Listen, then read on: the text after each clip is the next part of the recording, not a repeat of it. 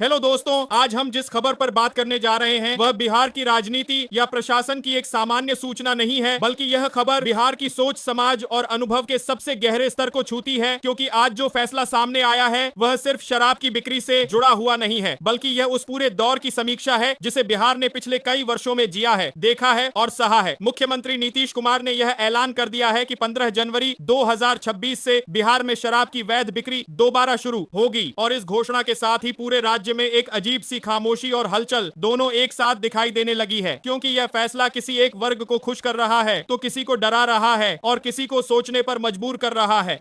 शराबबंदी जब लागू हुई थी तब वह केवल कानून की भाषा में लिखा गया एक आदेश नहीं थी, बल्कि वह एक भावना थी, एक सामाजिक आंदोलन था, एक उम्मीद थी, खासकर उन महिलाओं के लिए जिन्होंने अपने घरों में शराब की वजह से हिंसा, डर और असुरक्षा देखी थी। उस समय गांव गांव, शहर शहर यह भरोसा बनाया गया था कि अब बिहार बदलेगा, अब घरों में शांति आएगी, अब बच्चों का भविष्य सुरक्षित होगा, अब पुरुष अपनी कमाई को शराब की बोतल में नहीं बल्कि परिवार की जरूरतों में लगाएंगे। शुरुआती दिनों में इस फैसले का असर भी दिखा, कई घरों में माहौल बदला, कई परिवारों ने राहत महसूस की और ऐसा लगा कि बिहार सच में एक नई राह पर चल पड़ा है। लेकिन जैसे जैसे समय बीतता गया वैसे वैसे सच्चाई की परतें खुलने लगीं। जो चीज कानून की किताबों से हट गई वह समाज की जमीन से खत्म नहीं हुई। शराब दुकानों से गायब हुई लेकिन गलियों में उतर आई, ठेकों से हटी लेकिन झोपड़ियों और खेतों के बीच छुप गई। सीमाओं पर सख्ती हुई लेकिन तस्करी के रास्ते और ज्यादा चालाक हो गए। धीरे धीरे अवैध शराब का एक ऐसा मजबूत नेटवर्क खड़ा हो गया जिसने न सिर्फ कानून को बल्कि पूरे सिस्टम को चुनौती दे। नेक्स्ट सेक्शन के मोदी भी खा रहे दी, गांव के गांव इस धंधे में उलझने लगे। सीमा जिलों में माफियागिरी ने पैर पसार लिए और पुलिस प्रशासन एक अंतहीन संघर्ष में फंस गया। सबसे भयावह तस्वीर तब सामने आई जब नकली और जहरीली शराब ने लोगों की जान लेनी शुरू की। एक के बाद एक गांव मातम में डूबते चले गए, कई परिवार उजड़ गए, कई माओं की गोद सूनी हो गई, कई बच्चों की पढ़ाई हमेशा के लिए रुक गई। और हर मौत के साथ यह सवाल और गहरा होता गया कि क्या शराबबंदी अपने उद्देश्य में सफल हो पाई या फिर इसने एक नई और ज्यादा खतरनाक समस्या को जन्म दे दिया। दूसरी तरफ कानून का बोझ लगातार बढ़ता गया, जेलें भरती चली गईं, अदालतों में शराब से जुड़े मामलों का अंबार लग गया। पुलिस का बड़ा हिस्सा सिर्फ इसी कानून को लागू कराने में उलझ गया और राज्य को मिलने वाला वह राजस्व जो शिक्षा, स्वास्थ्य, सड़क और रोजगार पर खर्च होना चाहिए था पूरी तरह खत्म हो गया। वही पैसा अवैध कारोबारियों और तस्करों की जेब में जाने लगा। यहीं से सरकार के भीतर एक गहरी और खामोश समीक्षा शुरू हुई। यह समझ आने लगा कि केवल प्रतिबंध से समाज नहीं बदलता, केवल सख्ती से आदतें खत्म नहीं होती और केवल ताले लगाने से व्यवस्था सुरक्षित नहीं हो जाती। कई बैठकों, कई रिपोर्ट्स और जिलों से मिले फीडबैक के बाद यह स्वीकार किया गया कि समस्या शराब नहीं बल्कि उसका अनियंत्रित और अवैध स्वरूप है और इसी सोच के साथ शराब को नियंत्रित तरीके से वापस लाने का फैसला किया गया। लेकिन इस बार सरकार का दावा है कि कहानी पूरी तरह अलग होगी।